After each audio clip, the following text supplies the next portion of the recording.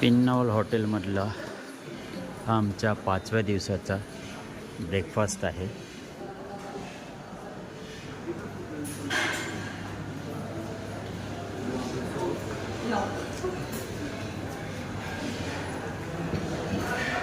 हा श्रीलंकन पद्धतीने आम्हाला ब्रेकफास्ट दिलेला आहे.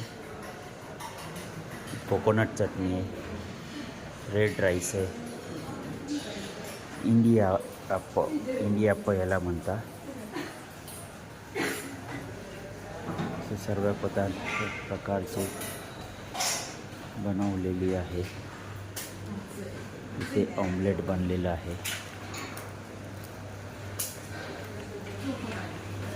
मॅडम आहे, फ्रूट्स आहेत.